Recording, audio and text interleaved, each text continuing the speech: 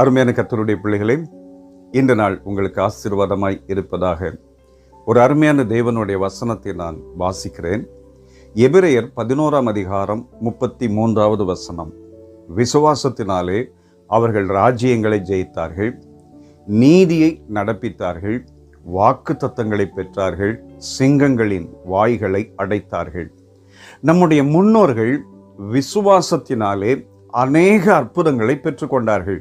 சொல்லப்போனால் சாதனை படைத்தார்கள் என்று சொல்லலாம். அந்த அளவிற்கு தேவன் மேலே அவர்கள் விசுவாசித்திருந்தபடியினாலே அவர்கள் இயற்கைக்கு அப்பாற்பட்ட அற்புதங்களை பெற்றுக்கொண்டார்கள். இந்த விசுவாசம் நமக்குள் இன்றைக்கு எழும்புமானால் நிச்சயமாய் நாமும் இப்படிப்பட்ட அற்புதங்களை அனுபவிக்க முடியும். ஆண்டவர் சொன்னார் மார்க் 9:23, நீ விசுவாசிக்க கூடுமானால் ஆகும், விசுவாசிக்கிறவனுக்கு எல்லாம் கூடும் என்று ஆண்டவர் சொல்லியிருக்கிறார். நீ விசுவாசித்தால் தேவனுடைய மகிமையை காண்பாய் என்றும் ஆண்டவர் சொல்லியிருக்கிறார். இந்த எபிரெயர் 11ஆம் அதிகாரத்திலே அநேக பரிசுத்தவான்கள் விசுவாசத்தினாலே பலத்த அற்புதங்களை அனுபவித்தார்கள். இந்த வசனத்திலே வாசிக்கிறோம், விசுவாசத்தினாலே அவர்கள் ராஜ்யங்களை ஜெயித்தார்கள். இஸ்ரவேல் ஜனங்கள் விசுவாசத்தினாலே அநேக ராஜ்யங்களை ஜெயித்ததை நாம் வேதத்திலே வாசிக்கிறோம். தாவீது அப்படி மேற்கொண்டு அநேக ஆசீர்வாதங்களை பெற்றுக்கொண்டார்கள். அதே போல நாம் தேவனை சார்ந்திருந்தால் பாருங்கள், இஸ்ரவேல் ஜனங்கள் புறப்படுகிற போது எந்த ஆயத்தம் இல்லாமல் அவர்கள் புறப்படுகிறார்கள். அவர்கள் கையிலே ஒரு பெரிய ஆயுதங்களோ அல்லது யுத்தம் பண்ணுகிறதற்கு தேவையான உபகரணங்களோ இல்லை. கர்த்தர் மாத்திரமே அவர்களோடு கூட இருக்கிறார். ஆக கர்த்தர் கூட இருக்கிறபடியினால் அவர்கள் கர்த்தரை விசுவாசித்த போது அந்த வனாந்திரத்திலே அவர்கள் நடந்து வந்த வேளையிலும் ராஜ்யங்களை சுதந்திரித்த வேளையிலும் கர்த்தர் அவர்களுக்காக பலத்த கிரியைகளை செய்து ஆசீர்வாதங்களை அவர்கள் சுதந்திரித்ததை நாம் வேதத்திலே வாசிக்கிறோம்.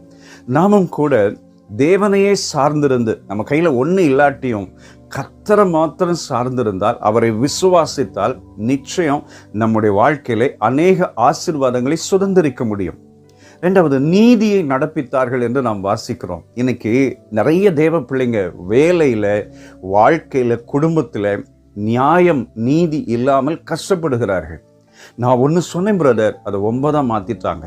எனக்கு கிடைக்க வேண்டிய உயர்வு, எனக்கு கிடைக்க வேண்டிய அந்த ஆசீர்வாதம் எனக்கு கிடைக்கல, நீதி கிடைக்கலன்னு சொல்லி நிறைய பேர் கண்ணீர் வடிக்கிறாங்க. நாம் தேவனை விசுவாசிக்கலாம், நிச்சயமா நமக்கு கர்த்தர் நீதியை கிடைக்க பண்ணுவார். அவர் நீதியுள்ள நியாயாதிபதி. தம்முடைய பிள்ளைகளின் வாழ்க்கையிலே நீதி கிடைக்க பண்ணுகிற தேவன். அவர் குறிப்பாக சொல்லணும்னா இஸ்ரவேல் ஜனங்களுக்கு எவ்வளவு நீதி செய்தார். எத்தனை எதிர்ப்புகள், போராட்டங்கள் வந்தபோது நீதி செய்தார்.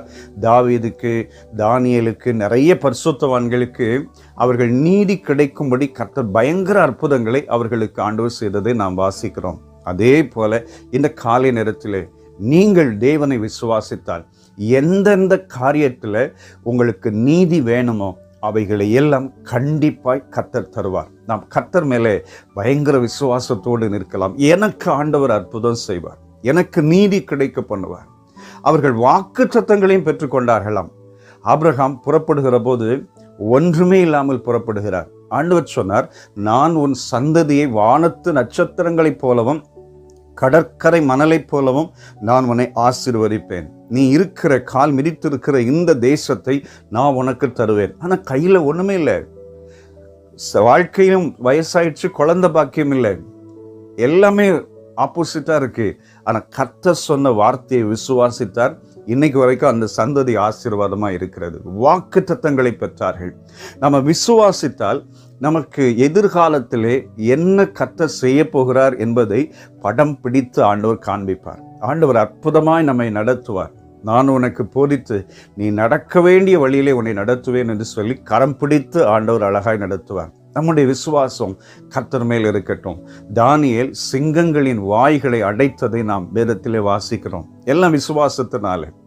தானியேல் சிங்க கெபியில போடுகிற போது எல்லாரும், அந்த கூட இருக்கிறவர்கள், அதிபதிகள், பிரதானிகள் எல்லாம் தானியேலுக்கு விரோதமாக எழும்பி தானியேலை கொண்டு போய் சிங்க கெபியில போடுறாங்க. தானியேல் ஒரு சலனமும் இல்லாமல் அப்படியே அடுத்த நாள் காலையில் எந்திரிச்சு வர்றார். ராஜாவே கேட்கிறாரு, ஜீவனுள்ள தேவனுடைய தாசனாகிய தானியேலே அப்படின்னு சொல்லி கூப்பிட்டு அவனை விசாரிக்கிறார். அப்போ தானியேல் பதில் சொல்கிறதை நாம் வாசிக்கிறோம். அப்போ தானியேலைப் போல சிங்கங்களின் வாய்களை அடைக்கிறதற்கு அந்த விசுவாசத்தை தானியேல் கண்டிப்பா யூஸ் பண்ணியிருப்பார். அவர் விசுவாசித்தார். தேவன் பேரில் விசுவாசித்திருந்தபடியால் அவரில் ஒரு சேதமும் உண்டாகவில்லை. எந்த சிங்கமும் அவரை சேதப்படுத்தவில்லை.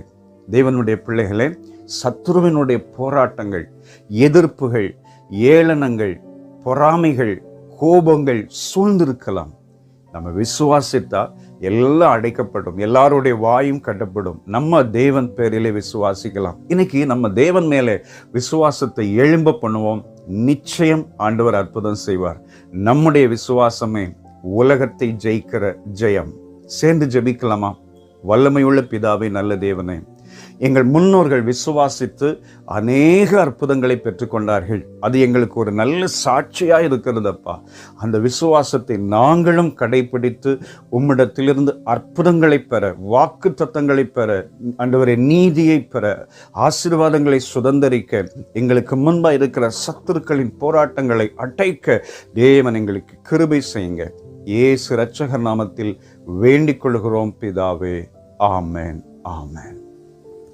God bless you. Amen.